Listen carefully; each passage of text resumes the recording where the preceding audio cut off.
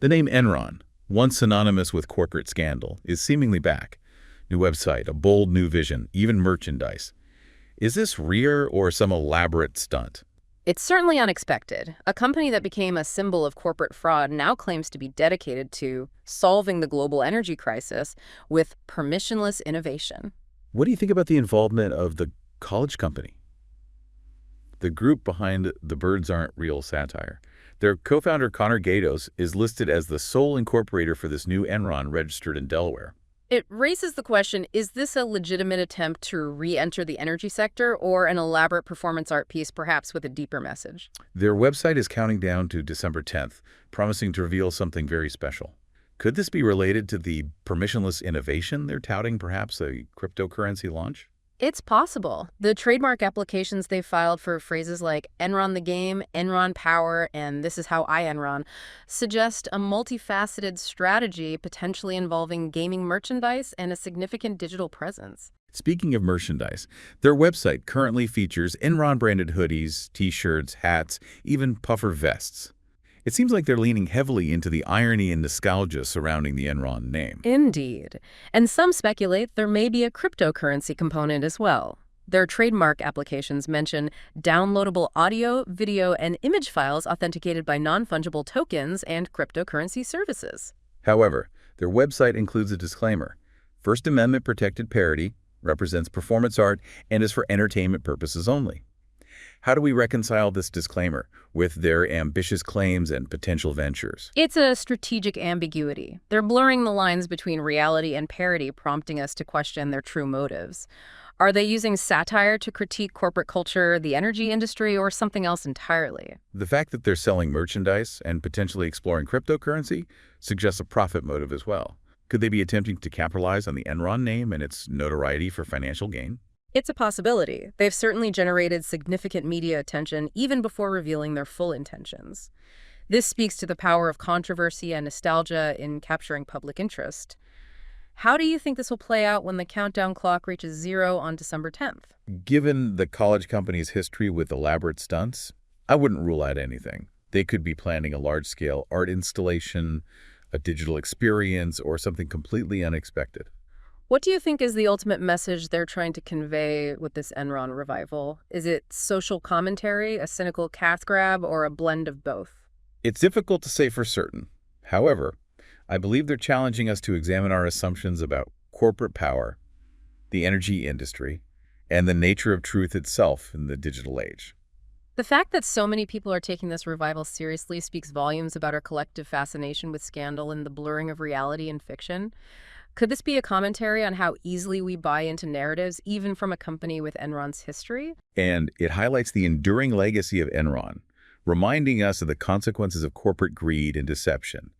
Even after 2 decades, the name evokes strong emotions and serves as a cautionary tale. It also raises questions about the ethics of profiting from a company's infamous past. On one hand, they're exercising their right to free speech and artistic expression. On the other, are they trivializing a serious event that caused widespread harm? It's a complex issue with no easy answers. Ultimately, each individual must decide how they feel about this Enron revival and the message it sends. Do you think they're intentionally provoking this kind of debate? It's certainly possible. They seem to be deliberately playing with our expectations, using a familiar brand to challenge our preconceived notions about corporate responsibility.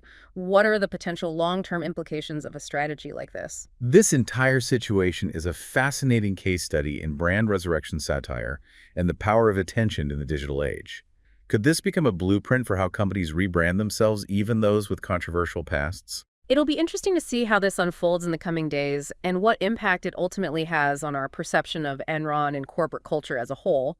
Will this stunt succeed in shifting public opinion or simply reinforce existing cynicism? It's a reminder that in today's world, anything can be a brand and any story can be rewritten.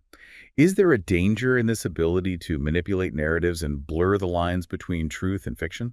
The lines between truth and fiction are becoming increasingly blurred, making it more important than ever to be critical consumers of information. How can individuals navigate this increasingly complex landscape? What lessons can we learn from this Enron revival beyond the entertainment value? Is there a deeper message here about the nature of corporate power, the energy industry, or even the role of satire in modern society. It underscores the importance of media literacy and the need to question the motives behind the information we consume. We should be asking who benefits from this narrative and what are their underlying goals. It also highlights the power of satire as a tool for social commentary and holding a mirror to society. Could this revival be a wake-up call, prompting us to examine our own complicity in systems we might otherwise take for granted? This entire situation serves as a reminder that even the most notorious brands can be resurrected and repurposed in unexpected ways.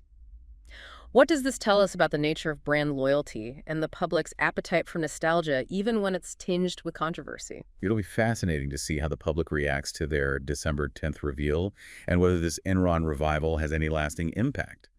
Will it spark genuine dialogue about corporate responsibility in the energy industry, or simply fade into the background as another internet-fueled spectacle? Whatever the outcome, it has already sparked a conversation about corporate responsibility, the energy industry, and the role of satire in modern society. Do you think this conversation will extend beyond online forums and into the mainstream? It's a reminder that the past is never truly gone, and that even the most infamous stories can find new life in unexpected forms. Does this suggest that we as a society haven't truly learned from the mistakes of the past? It's a thought-provoking question. Perhaps this Enron revival is less about Enron itself and more about our collective need to grapple with the complexities of the past, present, and future. It reminds us that history can be reinterpreted and that the narratives we choose to believe shape our understanding of the world. Do you think this is a positive or negative development? It can be both. It's an opportunity to re-examine history with a critical eye and challenge dominant narratives, but it also carries the risk of rewriting history to suit particular agendas. It highlights the importance of staying informed, questioning the information we encounter, and engaging in thoughtful dialogue. What advice would you give to our listeners as they navigate this increasingly complex and ambiguous landscape? I would encourage them to approach all information with a healthy dose of skepticism, to research multiple perspectives, and to engage in civil discourse even when faced with differing viewpoints. How can we ensure that this type of critical thinking becomes more widespread? Perhaps by promoting media literacy initiatives, encouraging critical thinking skills in education, and fostering a culture of respectful debate. Do you think there's a role for humor and satire in achieving these goals? Absolutely. Humor can be a powerful tool for breaking down complex issues and making them more accessible to wider audiences. Satire, when done effectively, can challenge assumptions and provoke critical thought. Could this Enron revival inspire similar creative approaches to addressing social and political issues? It's certainly possible. This case demonstrates the potential of satire to engage the public and spark conversations on important topics.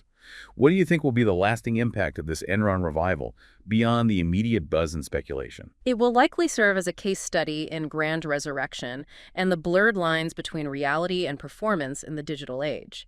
It may also prompt further reflection on the ethical considerations of leveraging a company's controversial past.